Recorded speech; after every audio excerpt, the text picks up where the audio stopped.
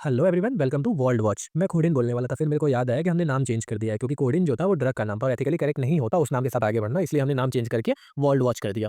तो recently news देखते हैं क्या आई है। तो जो जेडी वेंस है, यूएसए के वाइस प्रेसिडेंट, वो इंडिया विजिट पर आए हुए हैं और ऐसा माना जा रहा है कि इंडिया विजिट के पीछे जो मोटिव है वो ये है कि इंडिया और यूएसए के बीच में एक फ्री ट्रेड एग्रीमेंट साइन हो जाए। और वहीं दूसरी तरफ अगर देखें तो चाइना ने इंडिया के प्रति कैरेट एंड स्टिक की पॉलिसी अपनाई हुई है। कैरेट क्या है, स्टिक क्या है, बताता हूँ। रिसेंटली चाइना ने इंडिया को एक बहुत लुक्रेटिव ऑफर दिया। चाइना ने कहा इंडिया जो है अपने प्रीमियम प्रोडक्ट सेल कर सकता है चाइना की डोमेस्टिक मार्केट में। और वहीं स्टिक की पॉलिसी ये थी चाइना की कि चाइना ने जेडी वेंस के आने से पहले इनडायरेक्टली इंडिया को थ्रेटन किया कि कोई भी देश यूएसए के साथ फ्री ट्रेड एग्रीमेंट साइन ना करे। लेकिन अगर हम बात करें चाइना के ये जो लुक्रेटिव ऑफर है इसके बारे में, तो कहीं ना कहीं चाइना का अपना इंटरेस्ट है इस ऑफर को देने में। क्योंकि हमें पता है जब से डोनाल्ड ट्रंप ने यूएसए की तरफ से चाइना पर 245% का टैरिफ लगा दिया है, उसके बाद से चाइना के लिए ये मुश्किल हो गया है कि यूएस मार्केट में वो अपने सामान को, प्रोडक्ट्स को बेच पाए।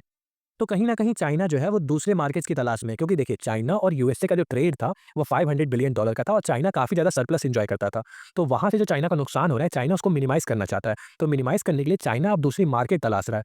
तो एक बहुत ही अच्छी मार्केट चाइना को इंडिया दिख रही है और चाइना चाहता है कि वो अपने प्रोडक्ट्स से इंडियन मार्केट को फ्लर्ट कर दे। लेकिन इंटरेस्टिंगली इंडिया ने यहाँ पे एक बहुत ही अच्छा मूव चला है। इंडिया ने 12% का टैरिफ लगा दिया है स्टील इम्पोर्ट पे। उससे क्या होगा बताता हूँ। अगर हम बात करें तो इंडिया सेकंड नंबर का लार्जेस्ट प्रोड्यूसर है स्टील का और फर्स्ट नंबर पे कौन है? चाइना है। और चाइना से इंडिया जो है इंपोर्ट करता है कंसिडरेबल अमाउंट ऑफ स्टील।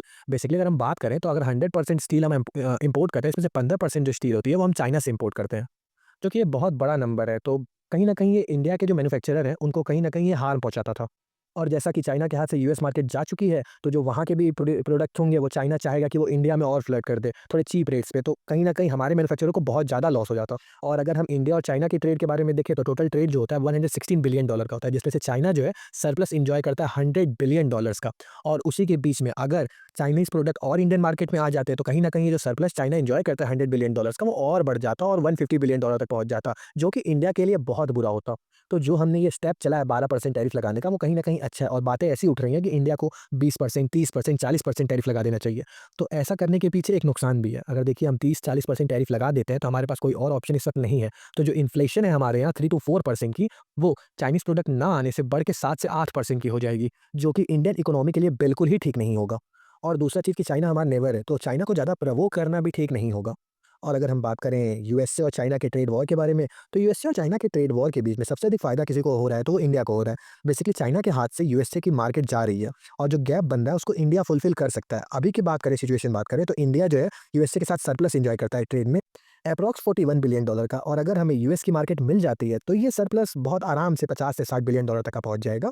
तो हमें कोशिश करनी चाहिए कि हम अपनी मैन्युफैक्चरिंग इंडस्ट्री पे काम करें और जो क्वालिटी ऑफ प्रोडक्ट्स है उसको इंप्रूव करें ताकि हम यूएसए में मार्केट को कैप्चर कर सकें।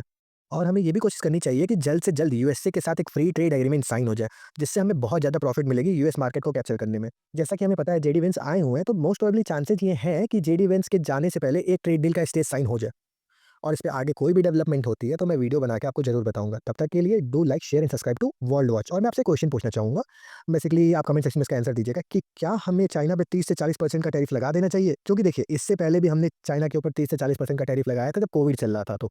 क्या अब हमें फिर से वैसा काम करना चाहिए या नहीं? इसका आंसर कमेंट में ज़रूर डालिएगा, क्योंकि मैं जानना चाहता हूँ आपका क्या ओपिनियन है। तब तक के लिए bye bye, take care, thank you.